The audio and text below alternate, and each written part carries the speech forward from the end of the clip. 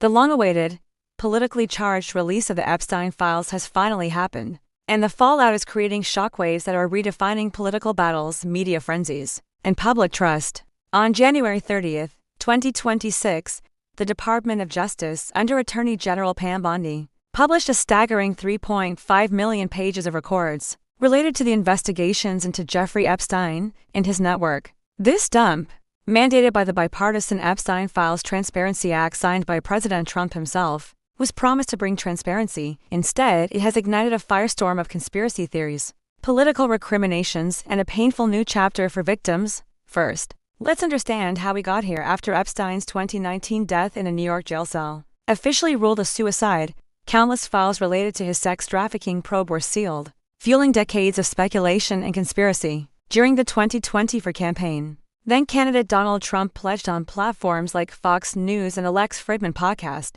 to release all documents, vowing to name names. Following his re-election, a rare bipartisan coalition in Congress passed the Epstein Files Transparency Act. In November of 2025, the law gave the Justice Department 30 days to review and release all unclassified records from the FBI, U.S. attorneys' offices, and other agencies concerning Epstein, his associates, and his network. Critical exceptions were made to protect victims' personally identifying information. Child sexual abuse material and graphic content were to be redacted. However, a key provision granted the House and Senate Judiciary Committees access to an unredacted list of all politically exposed persons named within. The DOJ missed its initial December deadline, releasing less than 1% of the material by January 5, prompting outrage from the law sponsors, Democrat Ro Khanna of California and Republican Thomas Massie of Kentucky. They accused the department of criminal violations of the statute, demanded a court-appointed monitor, and began discussing potential contempt proceedings or even impeachment articles against Attorney General Bondi.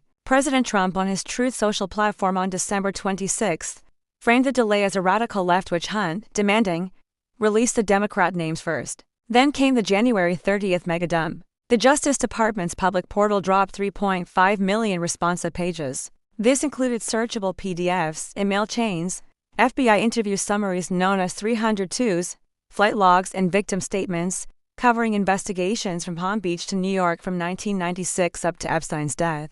Deputy Attorney General Todd Blanche, a former personal lawyer for Donald Trump, announced this was the final tranche and stated the review found no basis for any further federal prosecutions, adding that the materials effectively exonerated implicated parties. Let's break down the key contents.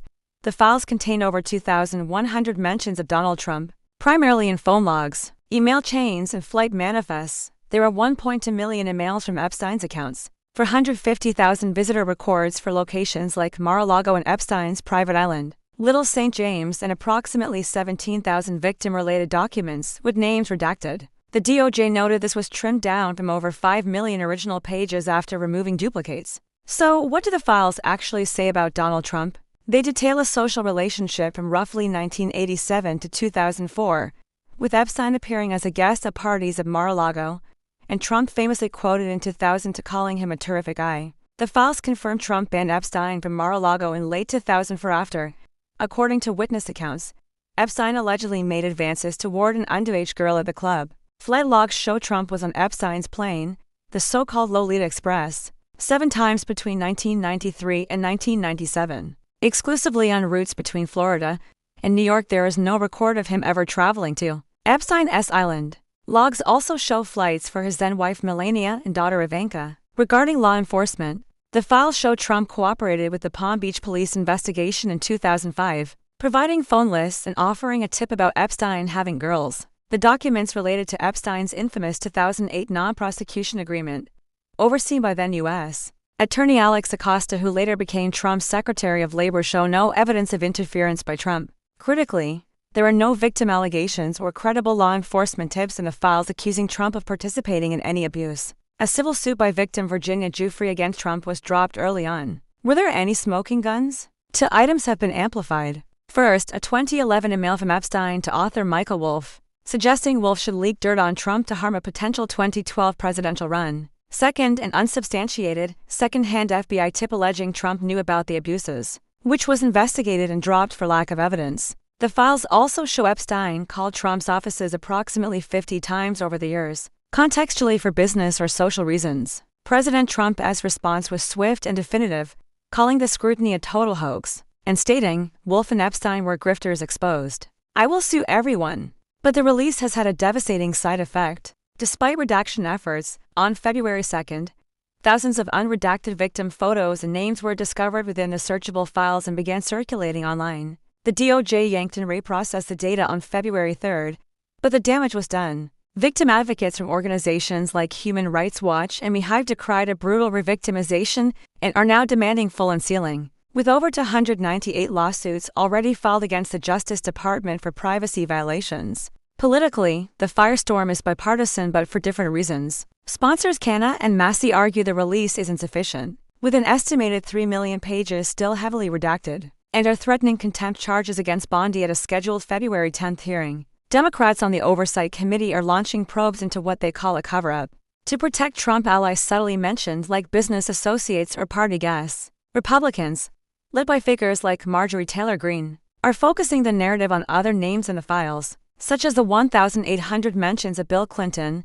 and his 26 documented flights on Epstein's plane. Greene has loudly demanded the release of the full pedo list, implying it implicates political opponents. The release data includes numerous high-profile names, with no current allegations of criminal wrongdoing, including tech and business figures like Bill Gates and Richard Branson, and celebrities like Prince Andrew, who is mentioned in the context of island visits. The mention of figures like Elon Musk in phone logs has added fuel to the online conspiracy inferno. And that is perhaps the most significant outcome, the torrent of conspiracy. Online communities like Conan and factions on platforms like X have surged with two opposing narratives, one claiming the release proves Trump is draining the swamp of a deep state child trafficking ring, and the other asserting the files were heavily edited by that same deep state to protect the powerful. A recent Pew poll suggests 51% of Americans believe the files clear Trump, but a vast majority believe there is more to the story. As the 2026 midterms loom, the immigration crisis may overshadow the scandal,